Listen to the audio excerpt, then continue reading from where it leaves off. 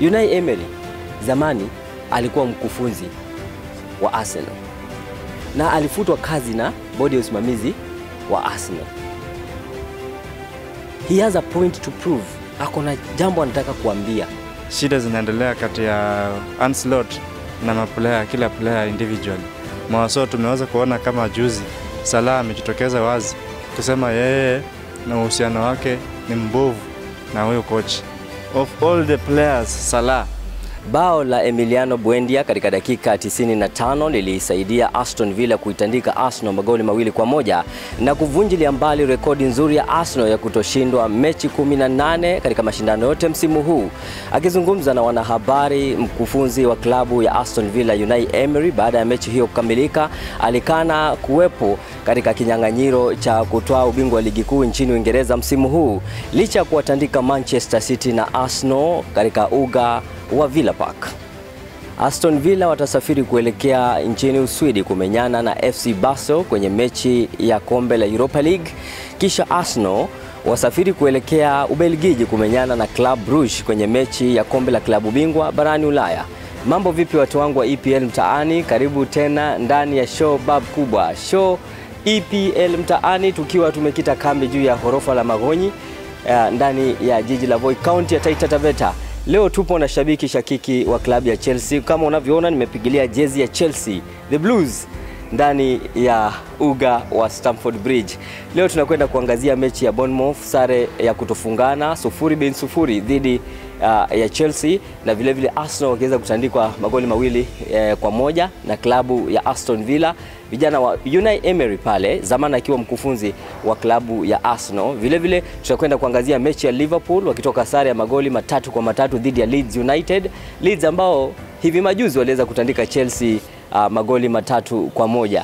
Leo tunakwenda kukaa ndani ya kikao hiki kukuletea mechi ambazo zinakuja, ratiba ya mechi za ligi kuu nchini Uingereza na vile vile ratiba za UEFA Champions League wiki hii inayokuja. Mambo vipi brother?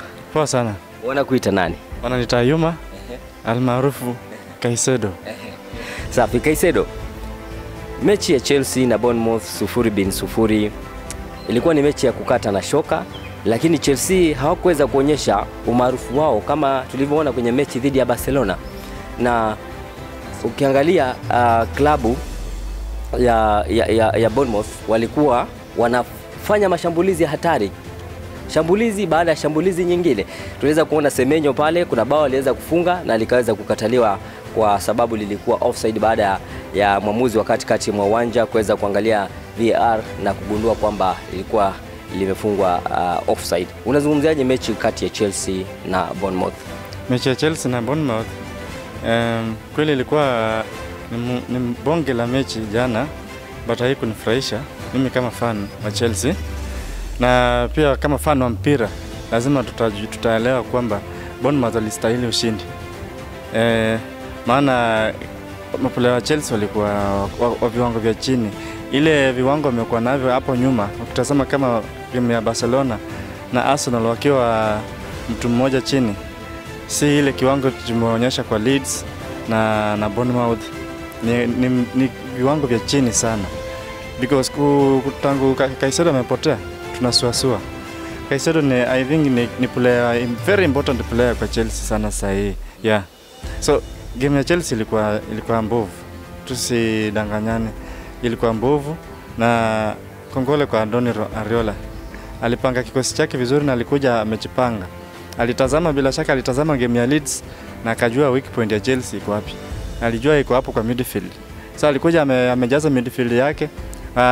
Nani una akawa anahang peke yake pale.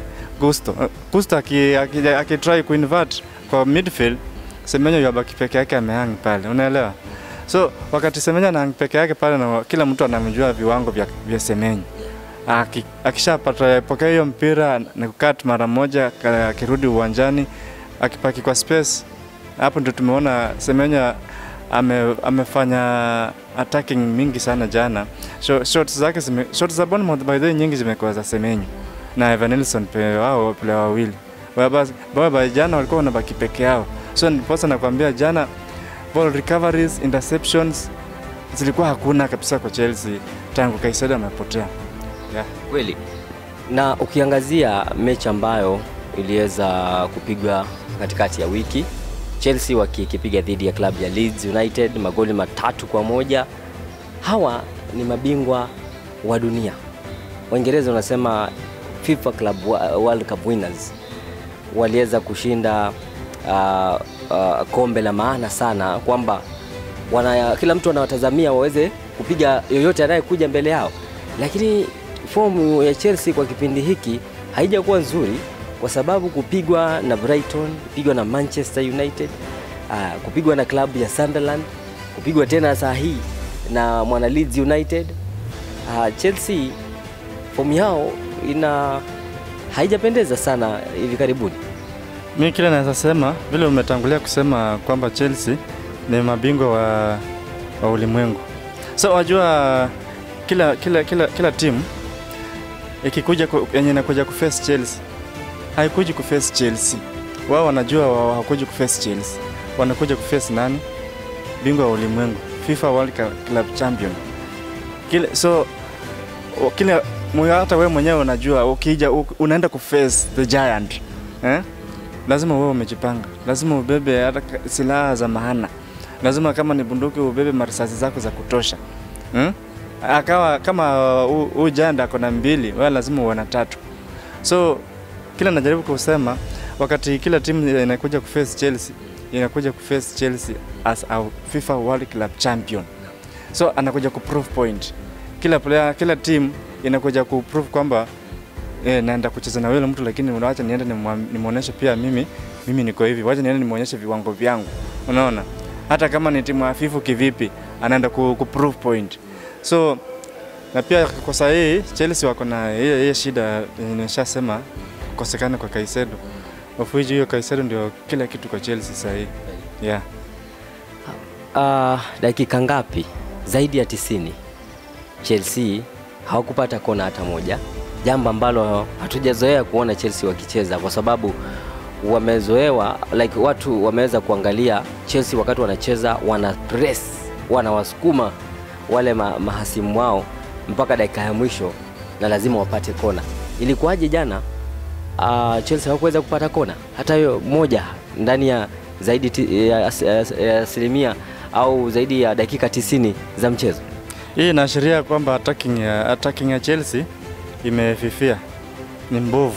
Ilikuwa mbovu kabisa kwa hizo game mbili, Leeds na Bournemouth. Attacking yao imekuwa chini, hawajitumi. There is no attacking ya maana inafanyika pale. Because ukijaribu kuangalia game ya Bournemouth, first half yote until hata kipindi cha pili, within dakika 55 to 60 pale hatukuwa na shot on target. Total shots zilikuwa around 4, of which zote ni off target. Hata haziko ni karibia na goalkeeper na lango. So kile najaribu kusema hapa, attacking ya Chelsea jana ilikuwa mbovu, walikuwa down. Na defense ya Bournemouth pia walikuwa wamejipanga. Walikuwa wana defend na watu 5, wakienda kwa attack wanaenda kwa attack na watu 3, and then midfield yao pia inarudi yote. Inakuwa inakuja ku defend na watu kama 6. Unaelewa? Wakati defense wameenda kwa attack, wanakuja kwa attack na watu kama 5 hivi.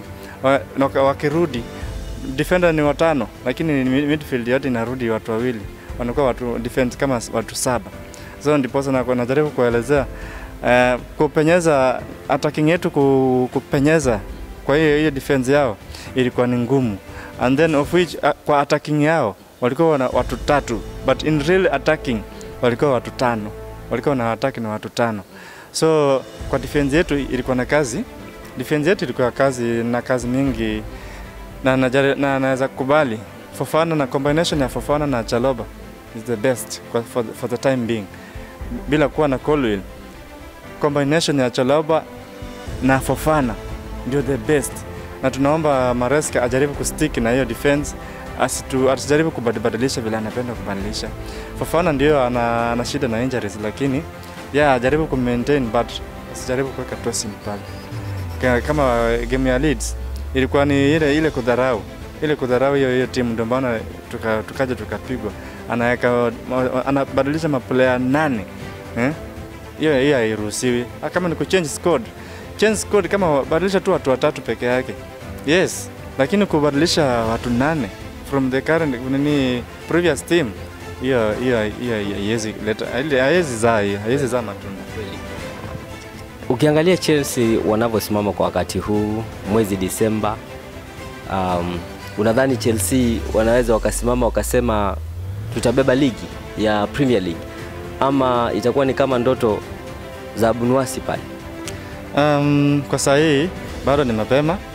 Ukiangalia tofauti ya number 1 na Chelsea wenye wako position 4 ni around points ngapi? Around point 7 ama 8. If I'm not wrong, ni point 7. So inaonyesha nini? Na unaona Arsenal wenyewe ndio hao wameanza kufifia na kupanic, injuries zimewakumba, unaona. Alafu hakuna ile link up play ama player wengine wenye wanakuja kukava hao wenye wamepata injury, unaona. So kile naweza sema ni mapema bado. Huyu number 2 Man City anashindana na Arsenal na point 2. But naye huyu number 2 anashindana na Chelsea anyako number 4 na point kama 5. So hatuwezi give up. Chelsea bado iko kwa race. Tuko kwa race, ni issue kidogo. Caicedo akirudi kila kitu narudi kuwa sawa. Palma amerudi. Yes, game ya jana hakuwa na match fitness vizuri, hatuwezi kumcharge na hizo madakika alicheza, because hata uliona mwenyewe akitolewa alikuwa tu ako soba, alikuwa tu ako sawa, because best players wakitolewa dakika za mapema hivyo wao wanakasirika, but tuliona akitolewa alikuwa ako tu sawa. Yeah. Safi.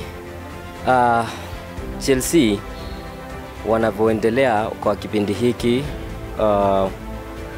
hatujui watakuwa wapi kwenye UEFA Champions League, kwa sababu walimpiga Barcelona na mechi inayokuja ya UEFA Champions League itakuwa dhidi ya Atalanta. Unadhani Chelsea wanaweza kumpiga Atalanta akiwa nyumbani kwake? Game ya Atalanta hiyo sijaona ugumu wote. Unaona performance ya Chelsea kwa ligi ni tofauti sana na performance ya Chelsea kwa hizi ligi zingine za nje hizi. Tunaelewa na tufika kwamba Premier League ni ngumu. Premier League ni ngumu, hata Cucurella mwenyewe aliambia watu wa Spain, kama unataka kujiprove wewe ni best player, kuja England. Pitia England. Kutana na maplayers wa England. Before wacheze hiyo game ya Barcelona. So kile najaribu kusema ni kwamba I think kwa UEFA Chelsea wataperform vizuri. Na hata ukiangalia ukija kwa FA ama na Carabao, supposing tupange na timu yenye si ya Premier, Chelsea itaperform vizuri. Na feel like Premier League there are these teams that wanakuja kucheza na Chelsea kuprove kwamba yes tunacheza na bingwa wa ulimwengu. So hawataki kukubali ile jina lao pia liharibika. Wanataka kumharibia jina. Yes. But generally watu wajipange tu. Chelsea kwa UEFA hata mapundits wote, ma previous legends wa England wanajua timu ya Chelsea kwa England kwa UEFA Champions League how performance wao ina perform. Yeah. Safi. Arsenal game yao na klabu ya Aston Villa, kabla hiyo mechi haijachezwa, tulikuwa tutafanya mazungumzo na shabiki wa Arsenal, Collins Kuliga, shout out Collins Kuliga, na nikamwambia Arsenal watapigwa na Aston Villa. Akasema haiwezekani. Nikamwambia reason number 1 Arsenal watapigwa na Aston Villa ni kwamba Aston Villa katika mechi zao 6 ambazo wamecheza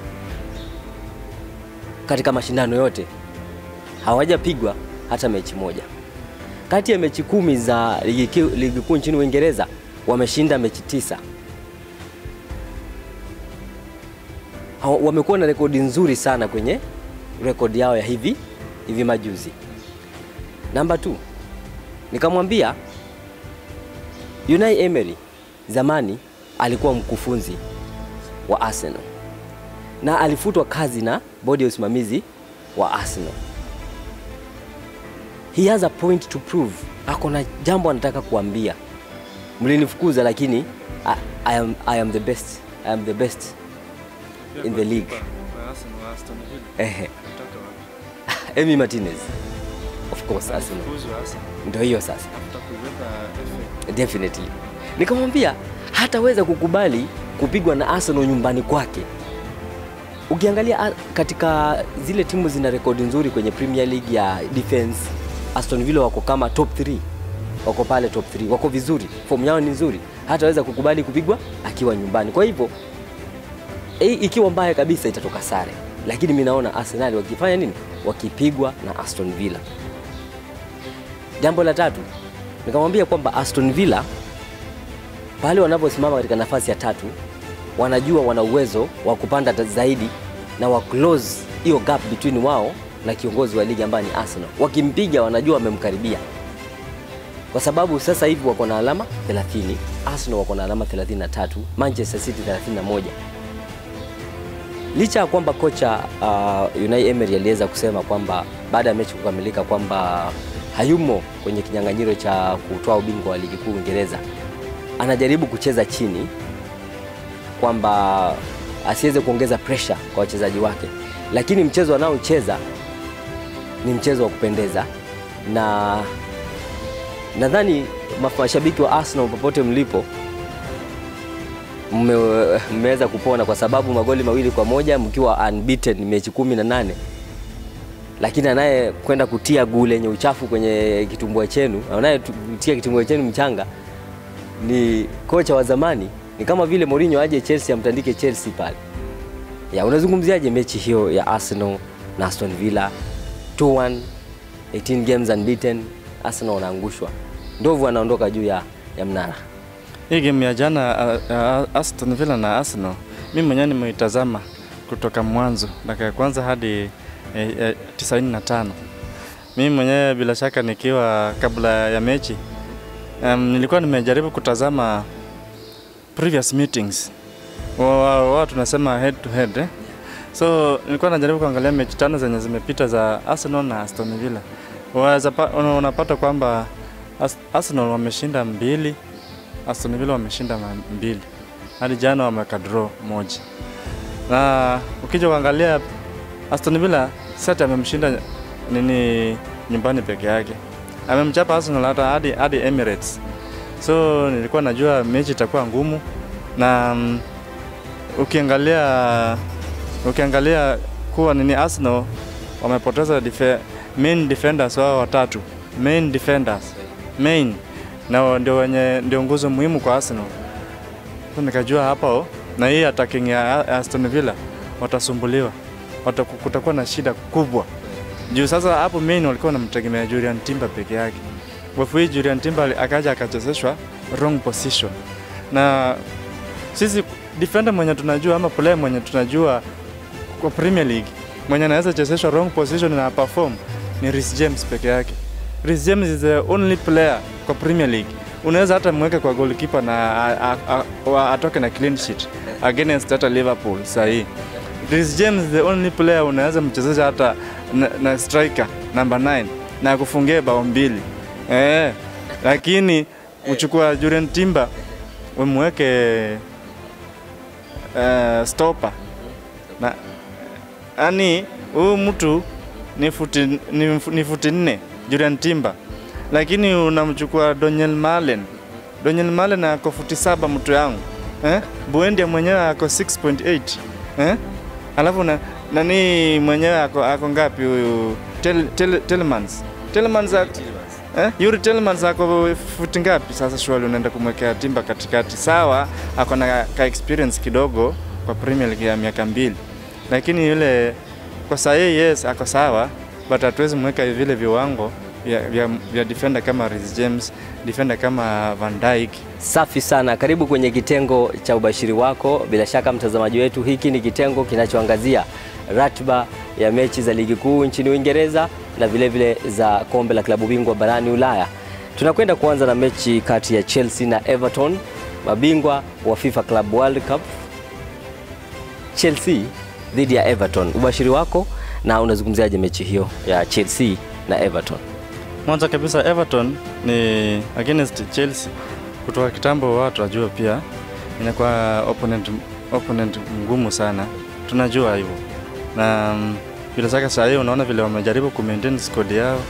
Depth yao iko sawa. Defense wamenunua kila mahali, defense, midfield hadi attacking. So na tunajua kuna kijana wetu pale. Anafunga, sasa anafunga kila mara. KDH, Disparhal kwa wale hawamjui. So naona game itakuwa ngumu, but Chelsea bado tutakuwa hatuna Caicedo, tutakuwa mechi ya mwisho nje. So na feel Chelsea inaweza pata another win ama draw ingine, but kunawezekana kutakuwa na another win, but hakutakuwa na clean sheet. Kama 2-1. Kwa hivyo wewe unapiga bato Chelsea watapiga Chelsea ako na percentage kubwa ya kushinda, but a narrow win. Yeah. 2-1 or 1-0. Yes. Yeah. Kwa upande wangu leo nafanya tofauti kabisa. Mtazamaji wetu, Chelsea dhidi ya Everton. Chelsea wakiwa nyumbani pale Stamford Bridge. Mimi ningeweza kukuambia Chelsea watafunga bao watafunga. Haitakuwa kama 0-0, lakini kulingana na ile form ambayo nimeona Chelsea wakiwa, mimi naweza sema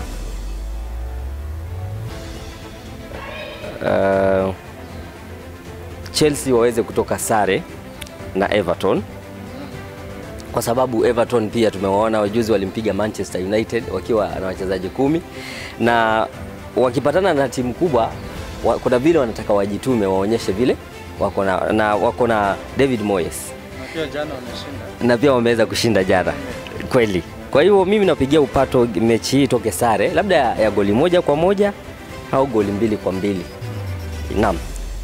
Kwenye mechi nyingine hii ni kwa faida ya mwekezaji. Kwa hivyo mwekezaji kwenye mechi ya Chelsea na Everton, mimi nasema GG. Haya. Upande wa Liverpool na Brighton, mechi ya pili hiyo, Liverpool wekundu dhidi ya Brighton. Washiri wako na unazungumziaje mechi hiyo? Liverpool na Brighton. Kwa mwekezaji mimi nitampea Brighton kichwa, na yani kwa mtazamo wangu kulingana na kama fan, not kama Chelsea fan. Brighton sasa kwa nyumbani. Tumeona yuko Anfield. Anfield siku hizi ni kama kimefunguliwa, ni kama bomba la maji limefunguliwa kwa kila mtu, hata kwa mateja. So Brighton atamtoa kijasho. Tunaona vile Brighton sasa hii game yao na performance yao iko juu, iko nzuri sasa hii. Wana score, wanajua kudefend, wanakumiliki sasa hii. Liverpool iko under pressure, unaona? Wana panic. Wako na kila player sasa hii pale ana panic, and then kuna ile shida zinaendelea kati ya Ancelotti na kila player individually. Mwaso tumeweza kuona kama juzi Salah amejitokeza wazi kusema yeye na uhusiano wake ni mbovu na huyo coach. Of all the players, Salah. So naona kuna kitu kanasumbukana pale. So for the time being, mwenye anakutana na Liverpool either anaokota point 1 ama zote 3. So kwa mwekezaji over 1.5 tick. Safi. Mimi nikiweza kuangalia hiyo mechi Liverpool na Brighton, niliweza kutazama mechi ya Liverpool na Leeds United. Nilikuwa nadhani Leeds baada ya kumtandika Chelsea magoli 3-1 wataweza kumtandika Liverpool, na kusema kweli niliweza kushtuka kwa sababu kipindi cha kwanza Liverpool walidominate kabisa. Walidominate kwenye kipindi cha kwanza, na wakaweza kumpeleka mbio sana mwana Leeds United. Na ukiangalia mechi ya hapo nyuma ya Liverpool ile nyingine ya katikati ya wiki walicheza na Sunderland, wakatoka sare nadhani sare ya goli 1-1 na walikuwa wamepigwa hapo nyuma. Sasa Liverpool kupata sare mbili zikifuatana inamaanisha wameanza kurudi kwa mchezo wao pole pole, lakini si ati kwamba wamerudi full force ati wako vizuri. Wameanza kujigundua makosa tulikuwa tunafanya wapi, makosa tulikuwa na nani. Ekitike amerudi. Hugo Ekitike amerudi kutoka kwa jeraha na anaonekana ako na njaa ya kutaka kupata bao. Kwa hiyo mechi ya Liverpool na Brighton ni timu ngumu, huwezi kuidharau. Mimi naona bado nitaenda na GG. Nitaenda na goal kwa sababu naona Liverpool wakifunga na naona vile vile Brighton wakifunga kwa sababu ya makali ya mashambulizi yao. Safi. Arsenal dhidi ya Wolves, Arsenal versus Wolves. Unaizungumziaje mechi hiyo na ubashiri wako? Nadhani Wolves wataweza kulipia ya machungu na kumwosha machozi ya wana Arsenal kwa hiyo game yao. Wataweza kumtoa uchovu wa Aston Villa. So Arsenal ni easy win. Arsenal watapiga mtu. Arsenal watashinda. Easy win. 3-0. Yeah. Safi.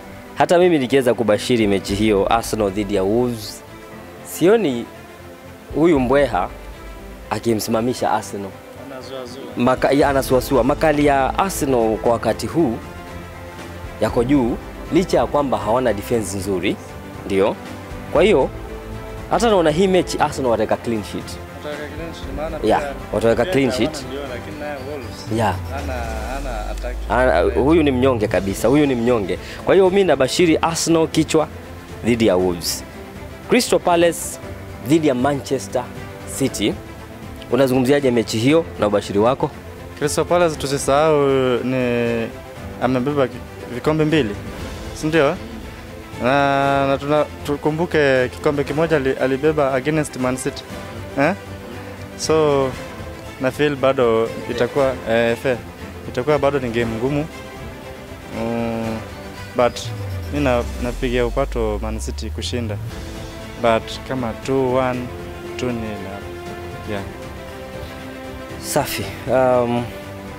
Nikiangalia Crystal Palace na Manchester City, Palace wako nyumbani Selhurst Park, na kuna mechi ambayo niliweza kuona Crystal Palace wakisuasua sana. Na mechi kati ya Crystal Palace na Manchester United, nilikuwa napigia sana upato Crystal Palace kuweza kushinda mechi hiyo, lakini baadaye wakaweza kugeuziwa, mechi kaweza kuisha nadhani magoli 2-1. Tukiona pale Zirkzee na vile vile Mason Mount wakiweza kucheka na wavu. Mateta alipiga penalty akaweza kufunga kwenye mechi hiyo, lakini alipoteza nafasi nyingi sana. Kwa mtazamo wangu ninavyoona Manchester City wanavyocheza kwa wakati huu, Manchester City ni timu ambayo ina mchezo wa kupendeza licha ya kwamba wako na shida ya defense. Wanafungwa hata wakiweza kufunga baba. Ukiangalia mechi ambao walicheza juzi waliweza kutoka na Fulham magoli 5-4. Hapo nyuma walicheza nadhani na Leeds wakatoka magoli nadhani 3-2 ndio. Kwa hiyo licha ya kufunga na wanashinda, Manchester City bado wana concede. Kwa hiyo hii ni game ambayo nakwambia mwekezaji wekeza GG number 1, number 2 cheza na mabao kwa wingi. GG iko. Unaweza weka over 2.5, lakini sana mimi nakwambia Manchester City naona wakimpiga Crystal Palace. Lakini to be safe cheza na GG. Mechi ya Manchester United dhidi ya Bournemouth, ubashiri wako na unadhani nani ataibuka na ushindi kati ya United na Bournemouth ambao imetoka sare ya kutofungana na Chelsea? Sare nyingine kwa hizo timu mbili. Full stop. Yeah, nishamaliza. Hiyo ni sare. Ya mabao lakini. Ya mabao. Mangapi? Naona like 2-2 itakuwa ni sawa. Yeah. Manchester United dhidi ya Bournemouth. An honest opinion, Manchester United wana mchezo. Niliangalia mechi yao ambao waliweza kucheza dhidi ya West Ham, mchezo saa 5 usiku. Ilikuwa ni mechi ambayo Manchester United walionyesha mchezo wa kupendeza, lakini walilala kwa sekunde tu moja hivi. Nadhani ilikuwa ni mpira wa kona, kapigwa, rivals ikatokea na wakaweza kuconcede. Lakini nikiangalia vile mchezo wao umekuwa hivi karibuni, umekuwa mchezo mzuri, lakini Bournemouth pia ni wazuri. Licha ya kwamba wamekuwa na rekodi mbovu, wako na something, they have something to prove kwa mkufunzi wa Manchester United nani? Ruben Amorim. Kwa sababu hapo nyuma kulikuwa na tetesi kwamba United walitaka kumpoach yule Andoni Raola awe mkufunzi wa Manchester United. Kwa hivyo hii ni nafasi nzuri sana ya huyu kocha Andoni Raola, wakati walikuwa anatafutwa yeye na Oliver Glasner, aweze kuonyesha anaweza nini. Yes, mlipoteza kunichukua. Kama vile tuliweza kwenda pale Unai Emery anajua nilitoka Arsenal na anataka kuonyesha mlinifukuza, ndio. Sasa mjue mlifukuza nani. Kwa hiyo hii mechi naiona sare labda ya goli moja kwa moja ama 0-0 vile vile. Haya. Nottingham Forest, mechi ya mwisho tunaenda kuzungumzia Nottingham Forest dhidi ya Tottenham Hotspur. Unazungumziaje mechi hiyo ya wana Tottenham na Forest na ubashiri wako? Tottenham na Nottingham. Yeah, Tottenham wako nyumbani kwa Nottingham of late na zua. And then Tottenham kwa upande mwingine tumeona kuona game zake za mwisho hadi kwa UEFA wameweza kushinda. So mimi napiga upato Tottenham kushinda magoli mawili kwa nunge. 2-0. Tottenham kushinda. Yeah, kweli. Na mimi nikiweza kuangalia mechi ya Tottenham wameanza kuonyesha wana uwezo, licha ya kuwa hapo nyuma walikuwa wanasuasua. Kuna vile fomu yao imeanza kukua rigid kidogo. Nadhani kuna wachezaji kadhaa wameweza kurejea baada ya kukua kwenye mikeka, wameweza kupona na huenda hivi karibuni wataanza kuonyesha makali yao. Kwa hiyo nadhani Nottingham Forest dhidi ya Tottenham, sioni Nottingham wakimweza Tottenham. Ya naona Tottenham pia wakiweza kuibuka na ushindi wakiwa away. Viwango vya Xavi Simons unaviona sahihi. Ndio ni kama ndio anabeba Tottenham sahihi. Ndio hata anafanya Richarlison sahihi, tunamuona kama ni mchezaji wa mpira. Maana mimi kila wakati huwa namuona kama ni mwanakwaya. Na fighter tu kwa uwanja. Lakini sahihi anangarisha na huyo Xavi Simons.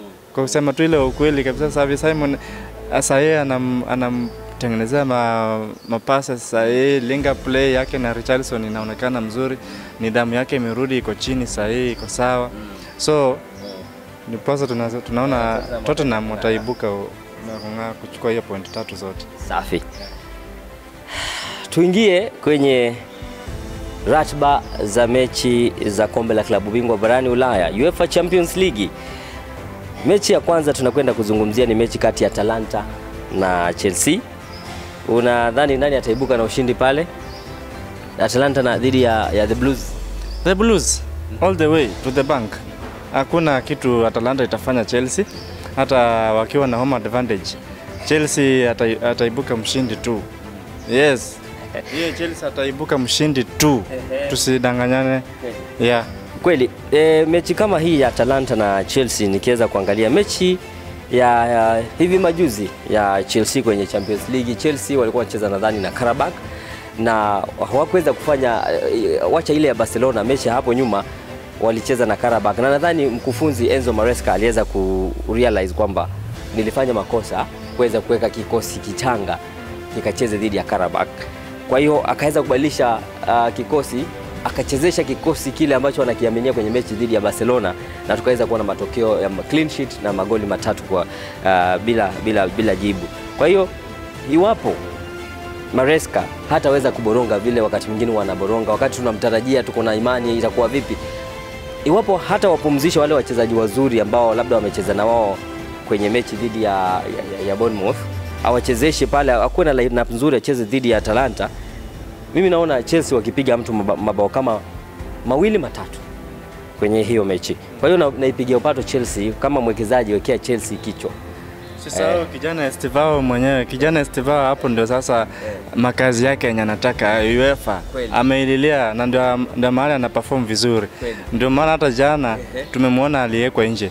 So mimi najua anawekwa nje sababu ya mechi ya Talanta. Yep. Na ukimwangalia kijana Cole Palmer ameweza kutoka kwenye jeraha baada ya kuweza kuwa na groin injury, lakini licha ya kuwa amerejea kwenye mechi jana, aliweza kuanzishwa mechi dhidi ya Bournemouth, lakini si kuona akiwa katika vile viwango vyake vya kawaida. Kwa hiyo Cole Palmer tunampa muda, labda mechi nao kuja aanzishwe tena, labda atazidi kutengeneza yale makali yake, na hivi karibuni labda ataweza kuperform.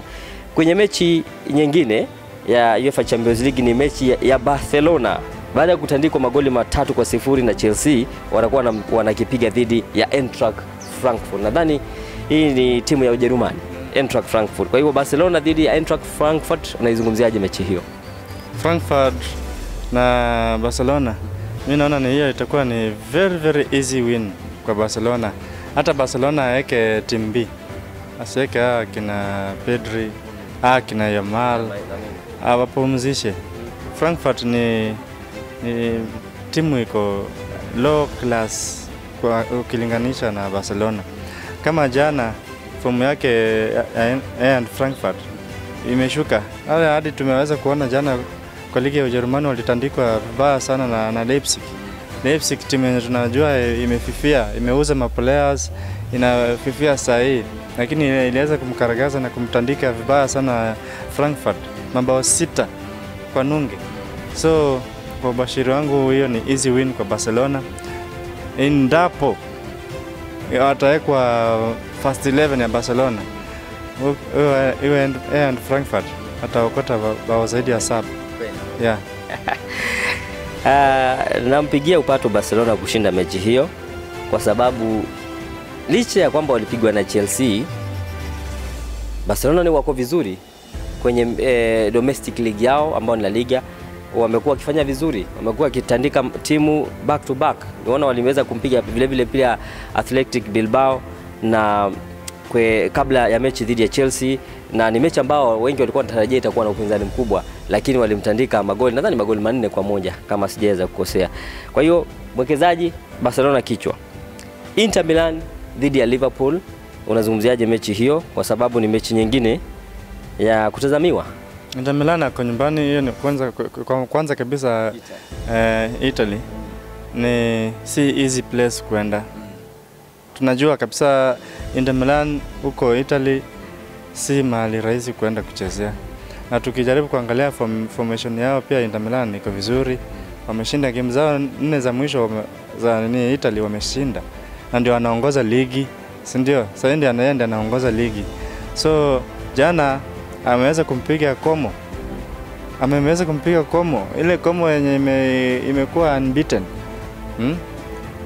Tumeweza kuona amempiga Como bao 4 kwa nunge. So kijaribu kulinganisha na Liverpool, hata viwango vya Como sasa hivi viko juu vibaya sana kwa Liverpool.